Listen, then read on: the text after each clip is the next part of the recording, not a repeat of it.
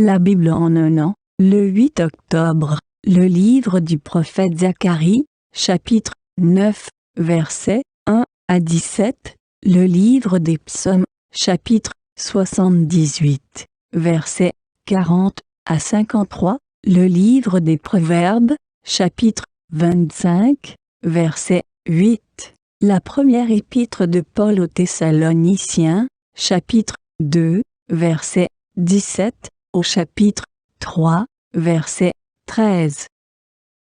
Le livre de Zacharie, chapitre 9. Message. La parole de l'Éternel est au pays de Hadrach. Elle s'arrête sur Damas, car l'Éternel a le regard sur tous les hommes comme sur toutes les tribus d'Israël. Elle s'arrête aussi sur Hamath, à la frontière de Damas, sur Tyr et Sidon, avec toute leur sagesse. Tyr s'est construit une forteresse. Elle a amassé l'argent comme la poussière et l'or, comme la boue des rues, mais le Seigneur s'en emparera.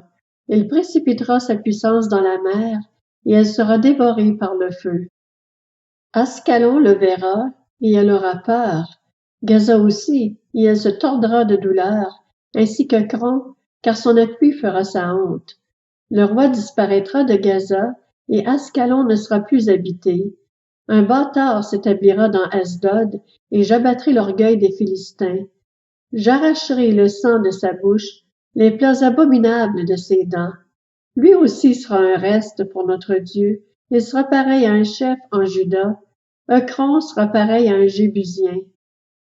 Je camperai autour de ma maison pour la défendre contre une armée, contre ceux qui passent et repassent, et l'oppresseur ne viendra plus vers eux, car maintenant j'ai le regard sur elle. Réjouis-toi, fille de Sion. Lance des acclamations, fille de Jérusalem. Voici ton roi qui vient à toi. Il est juste et victorieux. Il est humble et monté sur un ânon, le petit d'une ânesse. Je supprimerai les chars d'Éphraïm et les chevaux de Jérusalem.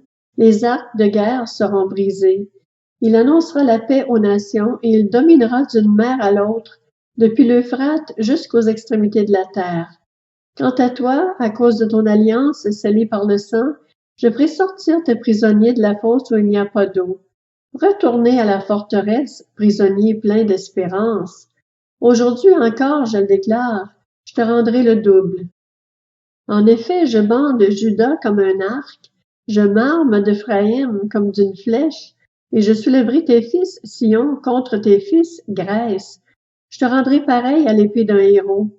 L'Éternel apparaîtra au-dessus d'eux, et sa flèche partira comme l'éclair.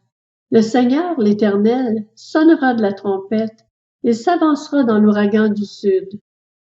L'Éternel, le Maître de l'univers, les protégera, ils dévoreront, ils écraseront les pierres de la fronde, ils boiront, ils seront bruyants comme s'ils étaient ivres, ils seront pleins comme une coupe, comme les angles de l'autel.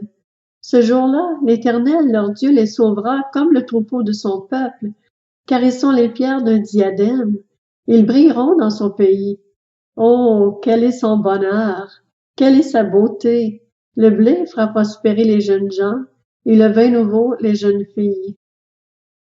Le livre des psaumes, chapitre 78. Que de fois ils se sont révoltés contre lui dans le désert, que de fois ils l'ont irrité dans les lieux arides. Ainsi ils ont recommencé à provoquer Dieu, à attrister le Saint d'Israël. Ils ne se sont pas souvenus de sa puissance, du jour où il les avait délivrés de l'ennemi, des miracles qu'il avait accomplis en Égypte et de ses prodiges dans les campagnes de Tsoan. Il avait changé leur fleuve en sang et ils n'avaient pu en boire l'eau. Il avait envoyé contre eux des mouches venimeuses qui les dévoraient et des grenouilles qui leur apportaient la dévastation. Il avait livré leur récolte aux criquets, le produit de leur travail aux sauterelles. Il avait détruit leurs vignes par la grêle et leurs sycomores par la gelée. Il avait abandonné leur bétail à la grêle et leurs troupeaux à la foudre. Il avait lâché contre eux son ardente colère, la fureur, la rage et la détresse, une troupe d'anges de malheur. Il avait donné libre cours à sa colère. Il ne les avait pas sauvés de la mort. Il avait livré leur vie à la peste. Il avait frappé tous les premiers-nés de l'Égypte, ceux qui étaient les aînés des enfants sous les tentes de Cam. Il avait fait partir son peuple comme des brebis, et les avait conduits comme un troupeau dans le désert. Il les avait guidés en toute sécurité pour qu'ils soient sans crainte, et la mer avait recouvert leurs ennemis. Le livre des Proverbes, chapitre 25. Ne sois pas pressé de t'engager dans un procès, de peur qu'à la fin tu ne saches que faire lorsque ton prochain te confondra. La première épître aux Thessaloniciens, chapitre 2. Quant à nous, frères et sœurs, séparés de vous pour un peu de temps, de corps mais non de cœur, nous avons redoublé d'efforts pour vous revoir, car c'était notre grand désir. C'est ainsi que nous avons voulu aller vers vous.